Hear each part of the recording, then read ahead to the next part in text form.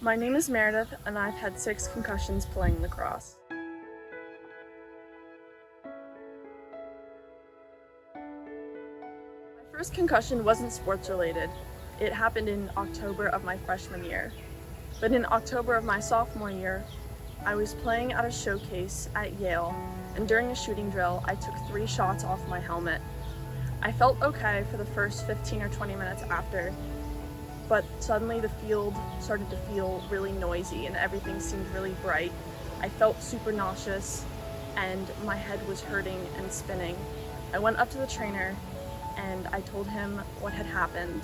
At this point, I knew what the symptoms of a concussion were, so I suspected I might have had one. I'm really glad that I didn't try to keep playing after I started feeling my symptoms, and that I went to the trainer and was like, look, I think I might have a concussion, can you please check me out? The short-term effects of my concussion were extreme nausea, fatigue, I had a lot of trouble sleeping, my head hurt all the time, and I had to stay in a dark room for a few days, and off and on I'd take lots of naps for like the next couple weeks afterward. It was really difficult to concentrate in school, and I could really only do so much schoolwork before my brain got tired and I had to take a rest. The long-term effects of my concussion severely impacted my academics, my sports performance, and my mental health.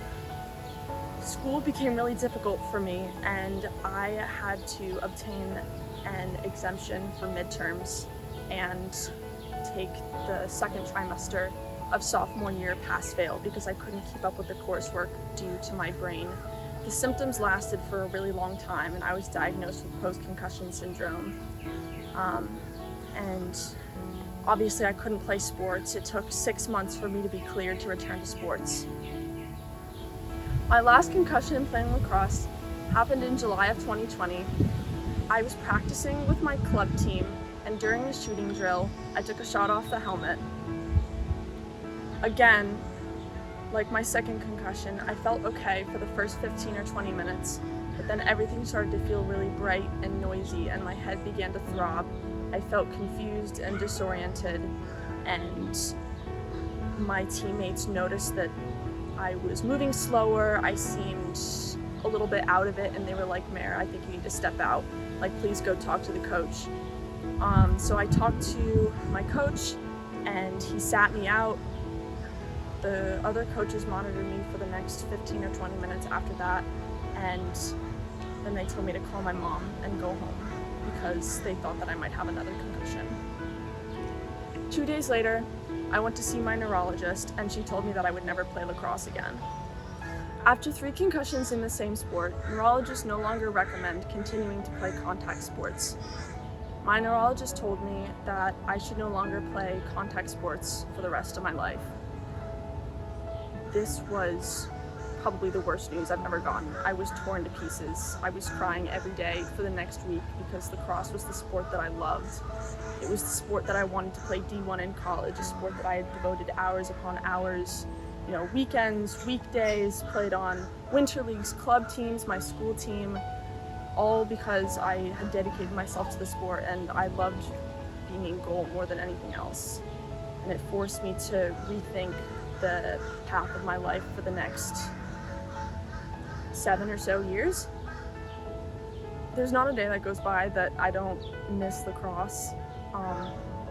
It was a really big part of my life, and even though it's been almost a year since I had to stop playing, I still think about it and I talk to my friends about it. My friends still play lacrosse. I'm still friends with some of my teammates. My coach is still my English teacher, and next year, after sort of COVID guidelines are lifted from my school, I want to try to be the team manager for my lacrosse team just so I can still stay in touch with the sport because I can't play it anymore. I still feel symptoms from my last concussion. Right now it's the end of May. My last concussion, it wasn't sports related. It happened in the beginning of March 2020. I still feel slow and disoriented sometimes. It feels hard to put words together in a sentence, and sometimes when I'm in class it feels difficult to give a coherent answer to the teacher even though I know what the answer is. I can't remember things in school. I can't study unless I'm writing everything down that the teacher says. I have to take very detailed notes and study by just rewriting my notes over and over, because otherwise the information just won't stick in my brain, because I have a lot of trouble forming new memories and being able to retain those memories when I need them. I struggled a lot with my mood being very volatile after several of my concussions. I was really irritable and I felt sad all the time. There were nights where I would stay up till 1, 2 in the morning because I couldn't figure out why I was even upset in the first place, but I just could not stop crying. My brain just felt like it was stuck. And that was something I felt a lot. Whether it was academically or cognitively, my brain was stuck and I couldn't remember something, or I couldn't make my brain figure something out, or I felt stuck on a feeling and I couldn't regulate myself. I couldn't let it go.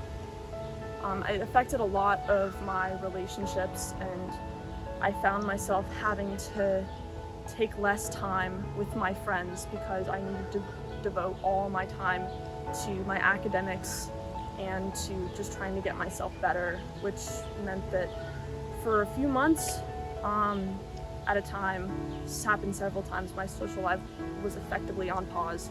And because I'm an extroverted person, that really took a toll on me. I miss my friends a lot. I really wish there had been some mandatory information sessions or training on concussions and what kind of damage they can do and how to prevent them.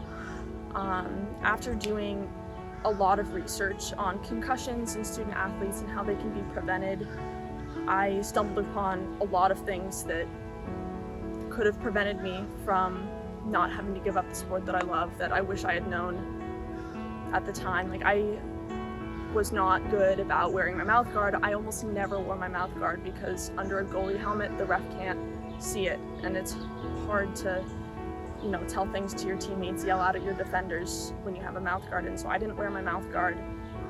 My helmet never fit properly. It was always loose, or I would keep some of the straps off, and I didn't like to wear padding. I only ever wore a chest protector and gloves, and the refs would yell at me a lot about that. But I wish I had worn all of my protective gear and made sure it fit properly, especially my helmet and my mouth guard, because those have been shown to prevent concussions significantly when used properly.